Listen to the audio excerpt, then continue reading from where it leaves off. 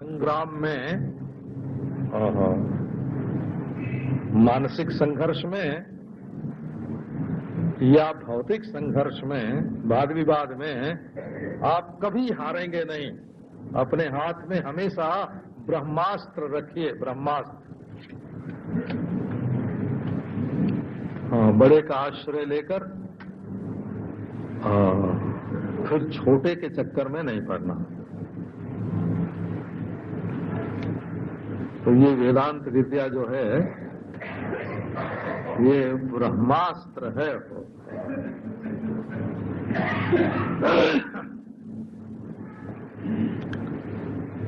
तो खंडन खंड खाद्य में ही एक श्लोक है, उसका अर्थ क्या है?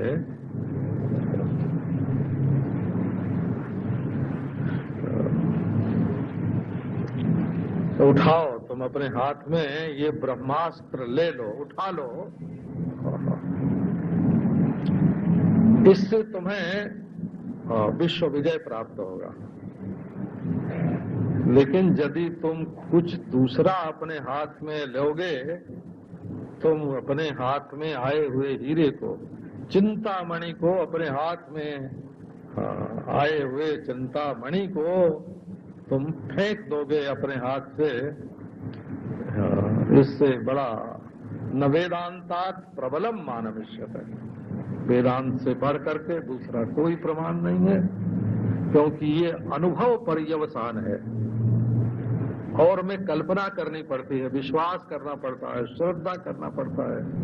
और ये तो साक्षात अपरोक्ष जो वस्तु है, अभी अभी यही तुम्ही, उसको ये दिखाता है, उसका अनुभव करता है।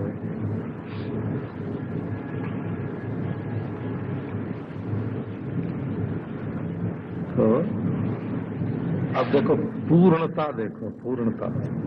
एक बात आपको सुनाई कि पूर्णता अपने से अन्य में नहीं हो सकती। पूर्णता जब होगी तब अपने आप में ही होगी, क्योंकि अपने से अन्य यदि प्रत्यक्ष है तो जड़ है,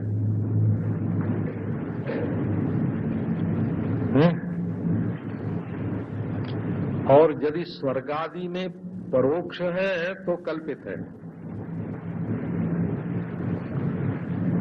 और यदि अपने अंतःकरण में ही अपरोक्ष है तो मानसिक है। और जो साक्षात अपरोक्ष है, न मन का खिलौना है, न मन की परोक्ष कल्पना है, न इंद्रियों से प्रत्यक्ष होने वाली जड़ता है, अपना आत्मई परिपूर्णतम तत्व है। बोले भाई ये पूर्णता किसमें है, इसका आधार क्या है और किसको पूर्ण करता है, इसका आधेय क्या है? जैसे आप घड़े में पानी रखते हैं ना, तो बोलेंगे जल पूर्ण कुंभ, ये घड़ा क्या है? जल से परिपूर्ण है। हाँ, बोले भाई ये आकाश का पूर्ण किसमें है? घड़े में पूर्ण है। अंतः शून्यम शून्य बहिशून्य, शून्य कुंभ इवांबरे, अंतः पूर्ण बहिपूर्ण पूर्ण कुंभ इवारणवे। ये अवधूत गीता का श्लोक है, अवधूत गीता। अद्भुत है ना अवधूत गीता तो। फकीरों का गाना है अवधूत गीता, माने फकीरों का गाना। अलमस्त फकीरा रहमल्ला, ये फकीर अलमस्त है। तो बोले पानी में घड़ा, बाहर पानी, भीतर पानी है, पानी में डूबा हुआ। बोले आकाश में घड़ा, का बाहर शून्य, भीतर शून्य है, शून्य ही शून्य। तो ये जो आत्म तत्व है ये किसी दूसरे को पूर्ण नहीं करता है और किसी दूसरे में नहीं रहता है। अद्भुत है वो, जैसे कोई कहे कि समुद्र में तरंग की तरह ये प्रपंच है, तो समुद्र में तरंग तो तब उठती है ना जब अवकाश रहता है, माने समुद्र में जितना जल है उसके ऊपर जगह रहती है, उसमें छलकता है तब न लहर उठती है। तो क्या ब्रह्म समुद्र में भी कोई ऊपर छलकने की जगह है? तो भाई हवा के दबाव से तरंगें उठती हैं, तो क्या ब्रह्म को भी दबाव डालने वाली कोई दूसरी चीज है? कभी सोने में जेवर कर दिया तो कैसे गढ़ा, गला के गढ़ा कि पीठ के गढ़ा कि उसमें सकल सूरत बनाई, तो चारों ओर जगह होगी ना बनाने की। तो ये कैसा है कि पूर्णः एकः, आत्मा साक्षी विभु पूर्ण एको मुक्तश्चिदक्रियः। ये एक है माने इसमें घड़ा रखने की जगह और पानी रखने की चीज, इस तरह इसमें द्विधा नहीं है, दो चीज नहीं है, एक चीज है अखंड परिपूर्ण। तुम्हारा मन कहीं छोटी चीज को पकड़े हुए है वो, इसलिए तकलीफ होती है।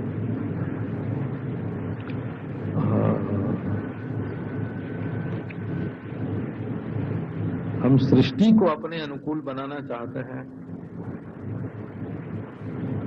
कि अभ्यस्त अधिष्ठान रूप हो जाए, प्रकाश से प्रकाशक रूप हो जाए, ऐसा कभी होगा?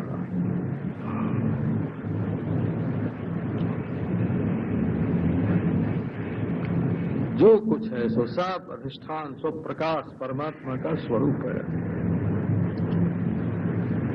हाँ, तो अब आओ जरा हम अपने बंधन को देखें। एक पुरानी बात है,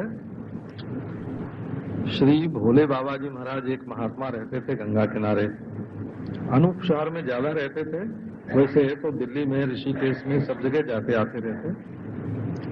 आगरा में भी उनका वो आलू वाले बाबा का स्थान है ना, वहां रहे, बहुत काम किया है उन्होंने। ब्रह्मसूत्र भाष्य का रत्न प्रभा सहित पहला हिंदी अनुवाद उन्होंने ही किया था। तो उनकी हो गई मृत्यु, शरीर उनका गया। तो मैंने उड़िया बाबा जी महाराज से पूछा कि महाराज अब वो तो मुक्त हो गए।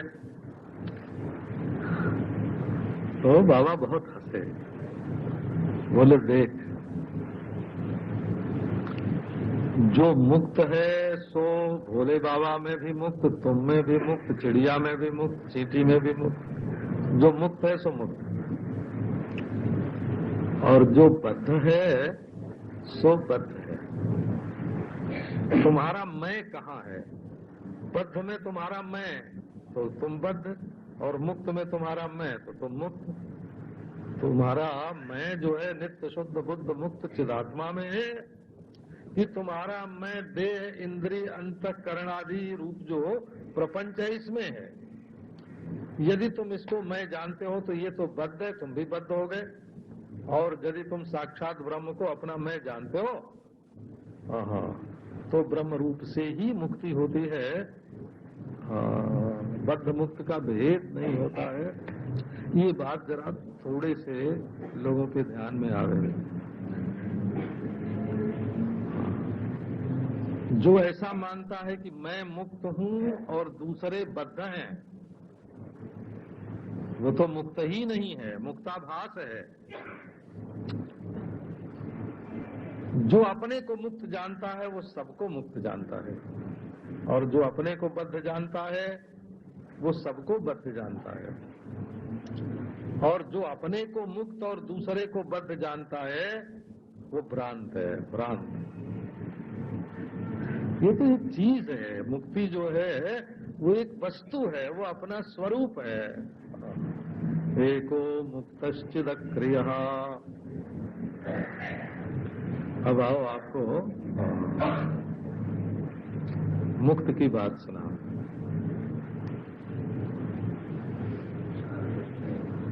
जैसे कोई जेल खाने में बंद था और छूटा, तो क्या बोलेंगे उसको कि मुक्त हो गया?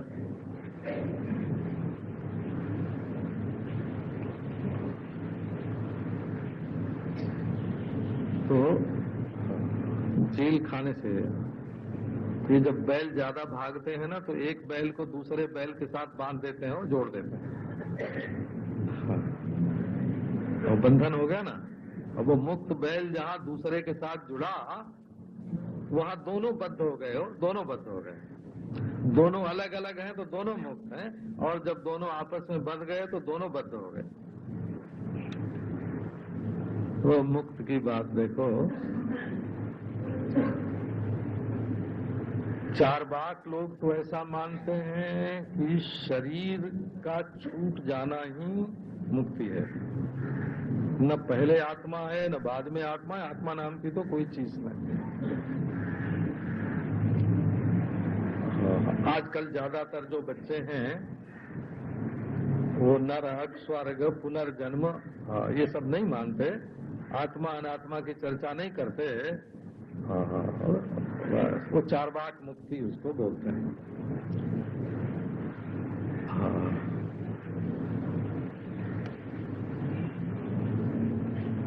बौद्ध लोग मानते हैं कि असल में आत्मा नाम की कोई चीज नहीं है, लेकिन वासनाएं जो हैं वो विज्ञान में अनुगत हो गई हैं। तो विज्ञान तो होता है क्षणिक, परंतु वासनाएं एक विज्ञान से दूसरे विज्ञान में, दूसरे विज्ञान से तीसरे विज्ञान में जाती रहती हैं। इसलिए वासना संतान परंपरा से जो मुक्ति है, जब बुद्धत्व की प्राप्ति होगी, कब? सैकड़ों जन्म लगेंगे, और उसमें जब वासना का उच्छेद होगा तब आत्मा का भी उच्छेद हो जाएगा, और आत्मा का उच्छेद होना ही निर्वाण है। दिया बुझ गया बस, तो उसमें निर्वाण,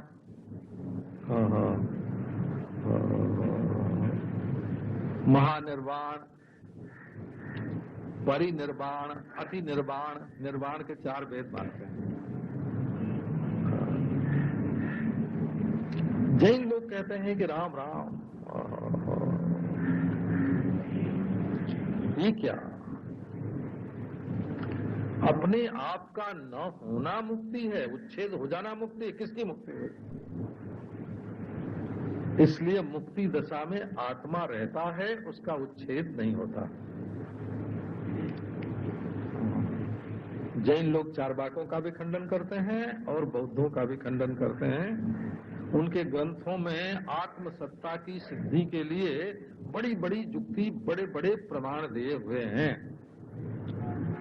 तो द्रव्य में आत्मा मानते हैं चारवाक, और काल में आत्मा मानते हैं बौद्ध, और देश में आत्मा मानते हैं जैन। छोटी जगह छोटा, बड़ी जगह बड़ा। जब सम्यक चारित्र्य और सम्यक ज्ञान, सम्यक समाधि प्राप्त होने पर आत्मा शुद्ध वीतराग हो जाएगा, तब तीर्थंकर सिद्ध शिला पर अलोक आकाश में विराजमान होगा, व्यक्तित्व बना रहेगा, हो व्यक्तित्व का उच्छेद नहीं होगा, उसको मुक्ति बोलते हैं।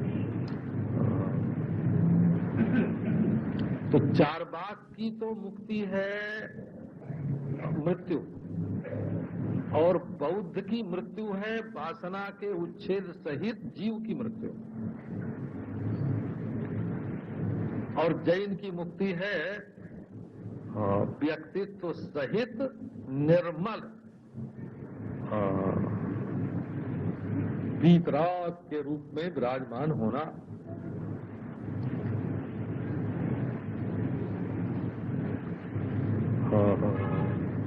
देखो आप कौन सी मुक्ति चाहते हैं? अब न्याय दर्शन की मुक्ति लो, न्याय वैशेषिक के। वो कहते हैं कि आपके जीवन में दुख है, उससे छूटना चाहते हैं ना, दुख से मुक्ति चाहते हैं आपकी नहीं। दुनिया में ऐसा कौन प्राणी है जो दुख से मुक्त होना नहीं चाहता?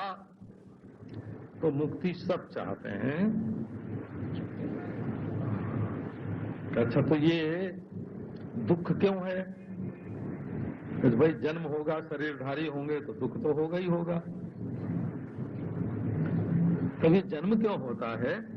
बोले ये जो हम पाप पुण्य कर्म करते हैं, प्रवृत्ति होती है और इससे जन्म होता है। अच्छा, तो ये पाप पुण्य ही हम क्यों करते हैं? बोले राग द्वेष मोह मन में भरे हुए हैं, और किसी से राग है, पक्षपात है, किसी से द्वेष है, किसी से मोह है, पक्षपात, भाई भतीजा।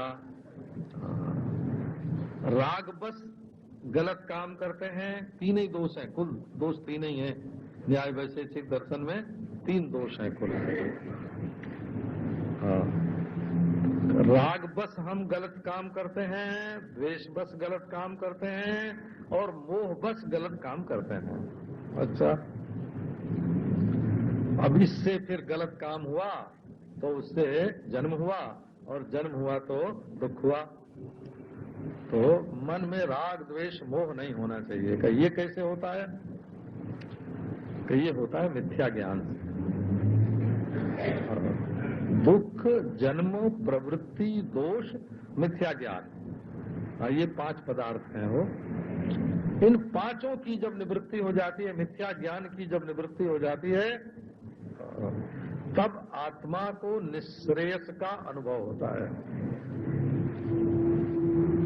निःश्रेयस, इससे बड़ी और कोई वस्तु नहीं है आत्मा का मुक्त अवस्था में होना।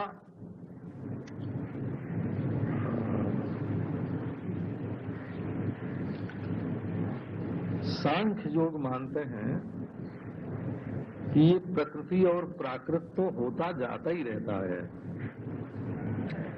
ये तो प्रकृति का स्वभाव है, कभी सिकुड़ जाती है तो प्रलय हो जाता है, और कभी फैल जाती है तो सृष्टि हो जाती है। ये सिकुड़ना और फैलना ये तो प्रकृति का स्वभाव है। जैसे कभी सुषुप्ति है, कभी जागृत है। लेकिन जो दृष्टा आत्मा है, वो जब दृश्य के साथ अपने आप को जोड़ लेता है, तो इसका कारण क्या है? विवेक। तुमने विवेक नहीं किया। विवेक करो, अविवेक की निवृत्ति हो जाएगी। तो ये दृग दृश्य के संयोग से जो अस्मिता का उदय हुआ है, इसका कारण है विवेक न होना। जब विवेक होने से, विवेक ख्याति होने से दृष्टा असंप्रज्ञात समाधि में कैवल्य का अनुभव करेगा, वो कैवल्य मुक्ति है। अब आओ आपको एक दूसरी मुक्ति सुना। बहुत लोग मानते हैं कि मुक्ति 4 तरह की होती है। तो सबने तो नहीं माना है, माने श्री रामानुजाचार्य या मध्वाचार्य, जो वैष्णवाचार्यों में प्रमुख हैं, वे तो ऐसी मुक्ति नहीं मानते हैं। एक ही तरह की मुक्ति मानते हैं साहिब। उनके आकर ग्रंथों में एक मुक्ति है, परमेश्वर के साथ मिल जाना। लेकिन जो उर्ले हैं तो वो कहते हैं कि जिस लोक में भगवान रहते हैं, उस लोक में जाकर नागरिक हो जाना, जैसे अफ्रीका से कोई लंदन जाए और वहां का सिटीजन हो जाए, नागरिक होना हो।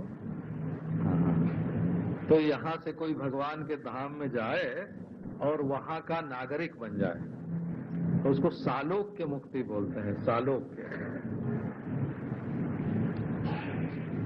फिर बोले किसी किसी को बादशाह लोग जो हैं वो अपनी पोशाक पहनने की अनुमति दे देते हैं, दरबारी पोशाक मिल गई तो उसको सारूप्य मुक्ति बोलते हैं। भगवान अपनी बनमाला और अपना पीताम्बर, अपने जैसा हो मुकुट, बनमाला, पीताम्बर दे देते हैं शंख चक्र गदा पद्म भी दे देते हैं। हाँ, परंतु वो यहाँ जो है ना वो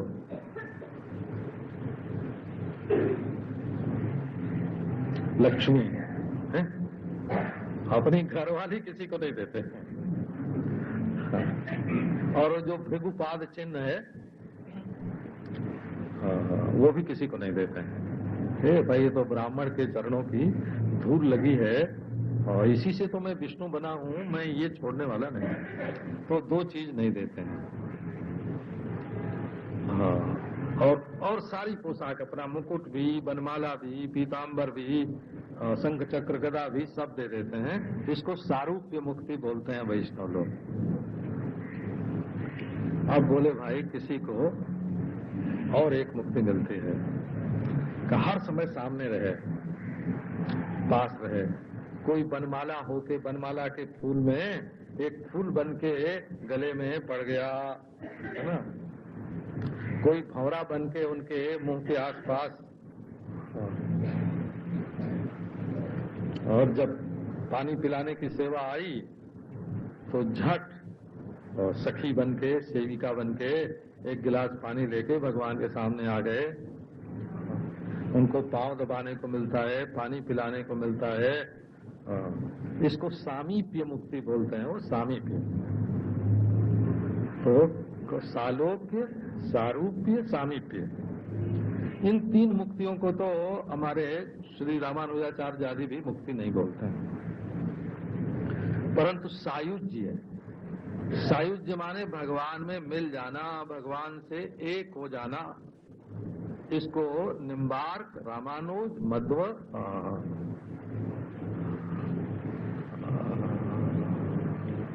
विष्णु स्वामी माने वल्लभाचार्य और चैतन्य महाप्रभु, रामानंदाचार्य, ये सब इसको मुक्ति मानते हैं।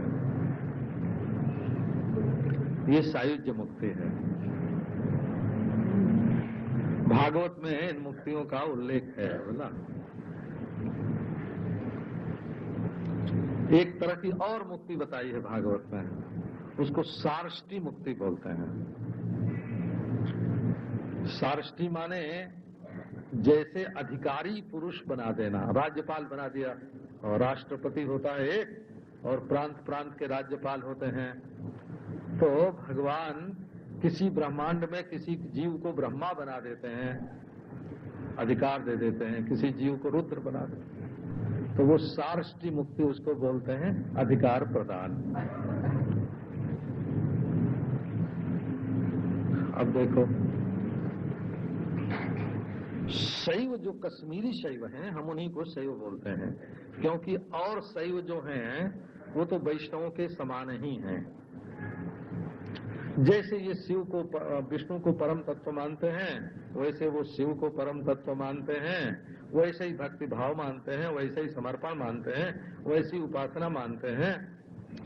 अगर आपको मालूम न हो तो एक बात हम मालूम कराते हैं कि ब्रह्मसूत्र पर एक भाष्य है श्री भाष्य श्री रामानुजाचार्य का, और एक भाष्य है श्रीकंठ भाष्य श्री कंठाचार्य का। दोनों के अनुयायी हैं, वो शैव है, ये वैष्णव है। लेकिन दोनों में लड़ाई क्या है कि वैष्णव लोग कहते हैं कि श्री भाष्य रामानुज भाष्य पहले का है, शैवों ने इसको चुरा लिया है। और शैव मानते हैं कि श्रीकंठ भाष्य पहले का है, वैष्णव ने इसको चुरा लिया है। अब वो कौन पहले कौन पीछे, ये निर्णय तो ऐतिहासिक लोग करेंगे, लेकिन हम एक बात तो कह सकते हैं ना कि दोनों में बात एक ही है? यदि दोनों में बात एक नहीं होती, माल एक न होता, तो वो उनको चोरी कैसे लगाते? माल बिल्कुल एक है।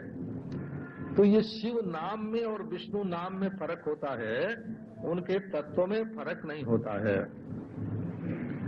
तो जो कश्मीरी शैव हैं वो कहते हैं कि मुक्ति और बंधन ये दोनों अपने आत्मा के उल्लास हैं, विद्या भी अविद्या भी। हाँ, ये हमारी मौज है कि हम अपने को अज्ञानी मान करके छोटा सा मानते हैं, हमारी मौज है। ये हमारी मौज है कि हम अपने को अज्ञानी और बद्ध नहीं मानते, अपने को मुक्त और तत्वज्ञ मानते हैं। ये सर्वज्ञता और अल्पज्ञता, ये दोनों हमारे आत्मा का उल्लास है, तरंग है, मौज है। वो खुदा की मौज है। तो खुदा की मौज नहीं है, मेरी मौज है, खुद की मौज है कि हम अपने को बद्ध मान करके दुखी होते हैं, अपने को मुक्त मान करके सुखी होते हैं। अपने स्वरूप में न बंधन है न मुक्ति है। ये दोनों हमारी मौज है कि हम अपने आप को कैसा माने।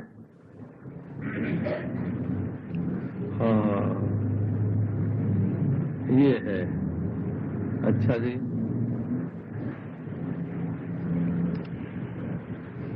पूर्व मीमांसकों का कहना है कि बंधन जो है वो तो कर्मजन्य है, पर कर्म में बंधन आया कहां से?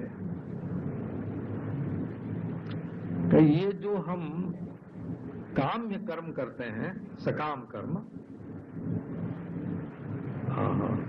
अमुक चीज हमको मिले इसके लिए कर्म करते हैं, तो हम उस चीज के साथ बन जाते हैं।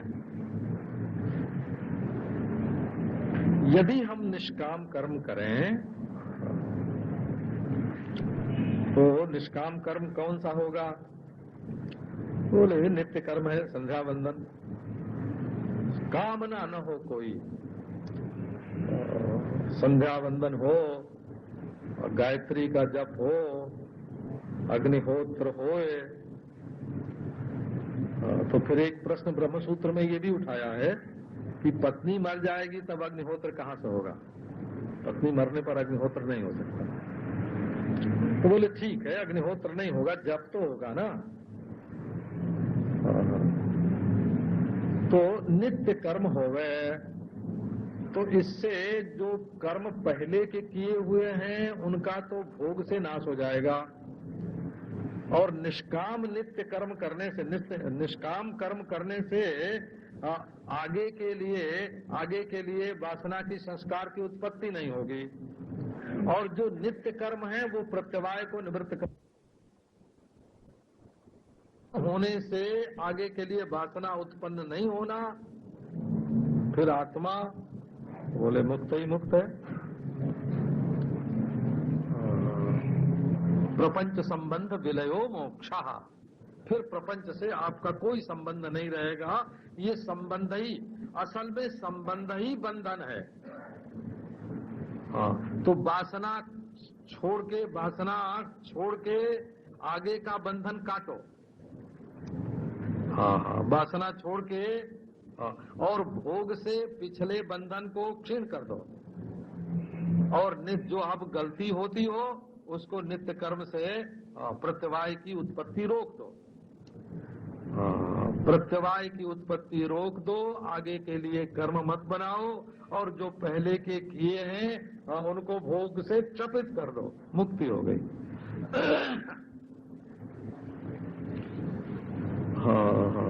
असल में वेदांती लोग जो हैं वो सिद्धांत में तो बौद्धों से लड़ते हैं, और मुक्ति के साधनों में पूर्व मीमांसकों से लड़ते हैं। और सारे वेदांत में हो ये बात। न्याय वैशेषिक का भी खंडन करते हैं और समय समय पर, और कपिल पतंजलि का भी खंडन करते हैं समय समय पर, परंतु दो मल्ल उनके सामने मुख्य हैं। एक तो नित्य कर्म के अनुष्ठान करते करते प्रत्यवाय की निवृत्ति होकर मुक्ति हो जाएगी। एक तो ये बात उनको खंडन करने के लिए मुख्य है, और दूसरे आत्मा का जो अस्तित्व है, आत्मा का समुच्छेद, उसको काटते हैं। प्रकृति से सृष्टि हुई सांख्य योग का खंडन करते हैं, समाधि लगाने से मुक्ति होती है। तो वेदांतियों का कहना है कि मुक्ति क्या है? बोले मुक्ति तो आत्मा का स्वरूप है। अविद्या निवृत्ति से उपलक्षित जो आत्मा है उसका नाम है मुक्ति। ये पारिभाषिक शब्द हो, अंट संट नहीं लगाना बोला।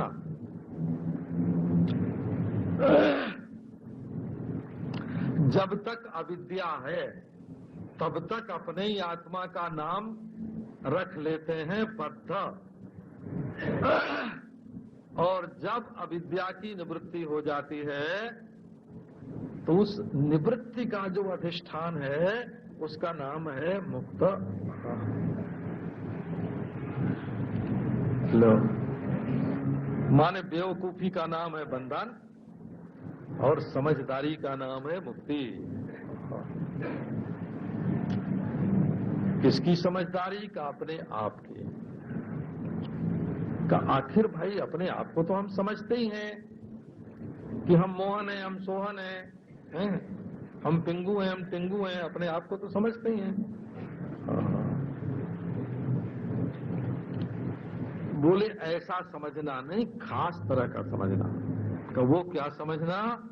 का अपने को देश काल वस्तु से अपरिच्छिन्न, सजातीय विजातीय स्वगत भेद से रहित है,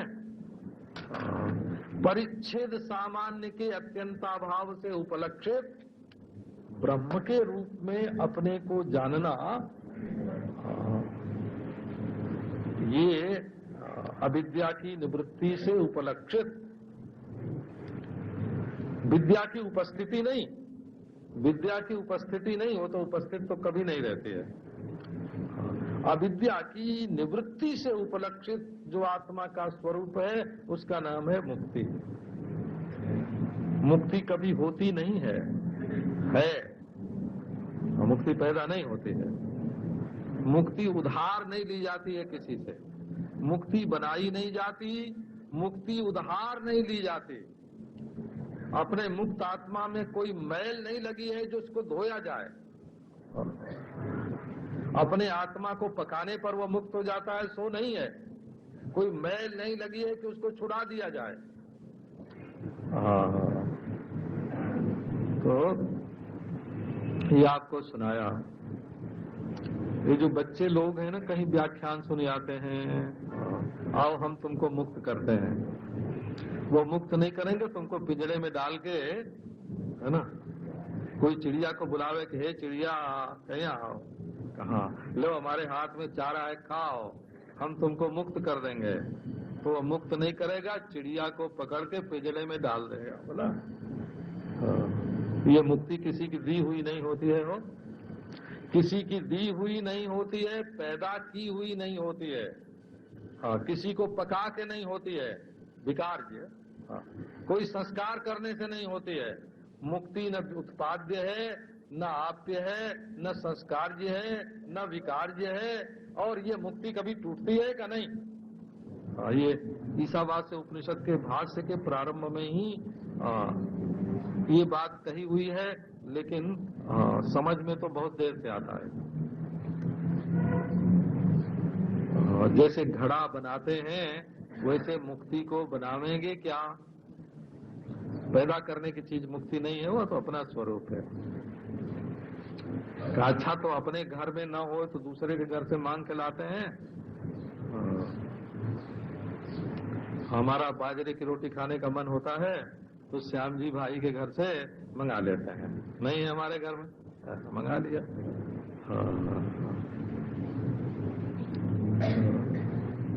तो न तो हम रोटी की तरह न तो मुक्ति बनाई जाती है हो, और न तो किसी भाई साहब के घर से उधार ली जाती है, और न तो मुक्ति में कोई मैल लगी है कि उसको धोया जाए, और न तो मुक्ति कच्ची है कि पकाई जाए। तो तब मुक्ति क्या है? कि हम जो हैं, हम जब हैं, हम जहां हैं, हम जो हैं, हम जैसे हैं, हाँ, हमारा ही एक नाम मुक्ति है। अब प्राप्त की प्राप्ति नहीं होती है, प्राप्त की ही प्राप्ति होती है। प्राप्त की निवृत्ति नहीं होती है, नित्य निवृत्त की ही निवृत्ति होती है। अज्ञात का ज्ञान नहीं होता है, नित्य ज्ञात का ही ज्ञान होता है। ये वेदांत विद्या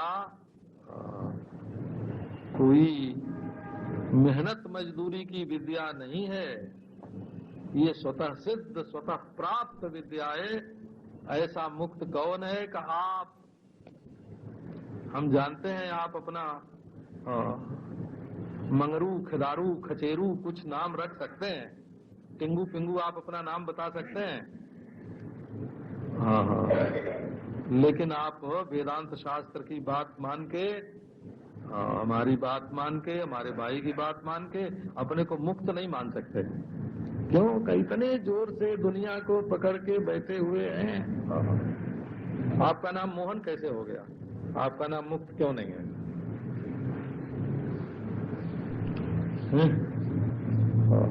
आप जाने आने वाले जीव कब देख के आए? कहाँ देख करके आए कि आप जाने आने वाले जीव हैं? आपने किसी के कहने से मान लिया, पर आप शास्त्र नहीं मानते, आप संत नहीं मानते, आप स्वयं विवेक नहीं करते, कुछ न कुछ उल जलूल मानते हैं। मुक्तश्चिदक्रियः, आपने तजोद्बद्ध मुक्त स्वरूप है। ये वेदांत, वेदांत बनने को नहीं बताता है, वो आप जैसे हैं वैसा बताता है। खूब आनंद मंगल करो, आनंद ही आनंद है चारों तरफ। हाँ, आज सायंकाल बच्चों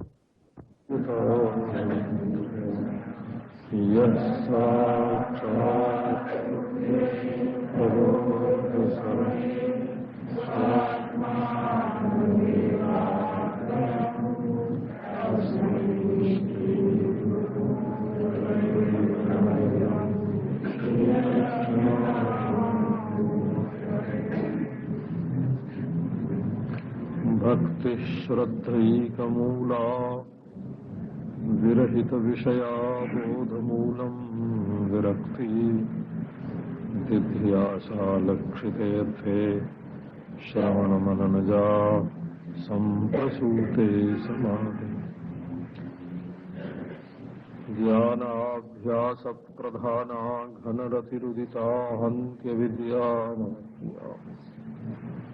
श्री पूर्णानंद तीर्थे वचसिरे निर्द्वयं लीलयामा।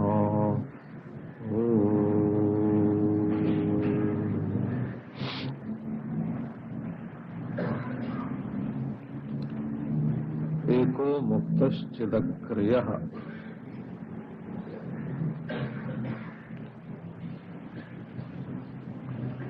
हम स्वयं क्या है?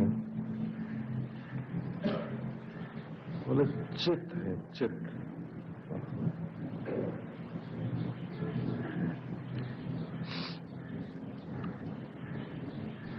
ये व्याकरण के अनुसार चित्त शब्द दो धातुओं से बनता है।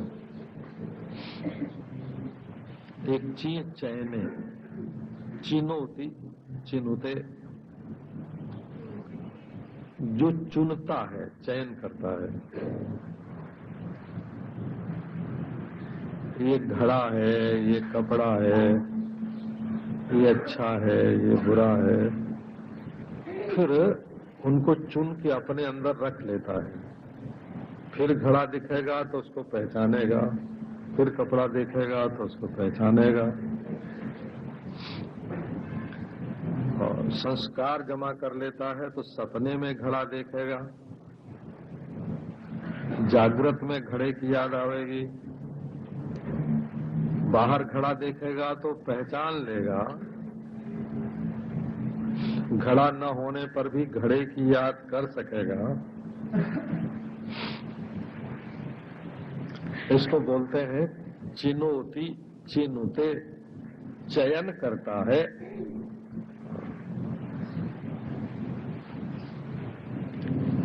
दूसरा चित शब्द चिति संज्ञाने धातु से बनता है। चेतति प्रकाशते, स्वयं प्रकाश मात्र है।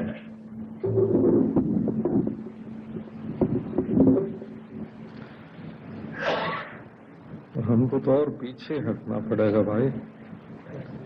हाँ, तुम तो बिल्कुल मुंह से सटा देते हो क्या।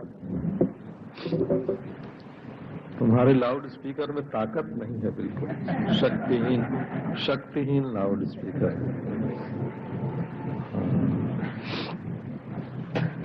बच्चों भाई ने सस्ता तो नहीं खरीदा है? हाँ, तो 2-2, 5-5 हजार के आते हैं।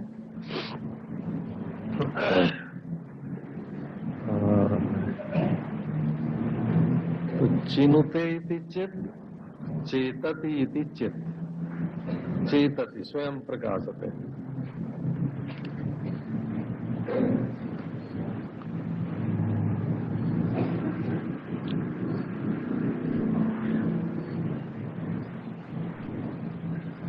जब हम गुरु जी से लघु कौमुदी पढ़ रहे थे,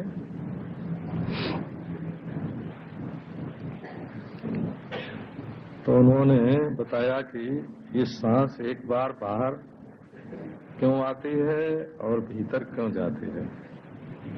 एक बार निकलती है, फिर भीतर जाती है, निकलती है, फिर भीतर जाती है। तो उन्होंने हमको बताया कि शरीर के भीतर एक सरोवर है, तालाब हृदय में, और उसमें एक कमल खिलता है। उस कमल पर एक हंस खेलता है। तो जब उसका पांव पंखड़ी पर, कमल की पंखड़ी पर पड़ता है, तो पंखड़ी दबती है, तो उससे सांस निकल आती है बाहर। फिर जब उस पर से अपना पांव उठाता है, तो पंखड़ी उठती है, तो नीचे जगह हो जाती, फिर सांस भीतर चली जाती है। तो वो हंस जो हृदय कमल पर डोलता रहता है, उसी से सांस बाहर आती है और भीतर जाती है। तो हमने लघु कौमुदी तो 10-11 बरस की उम्र में पढ़ी थी, और पहले बल्कि।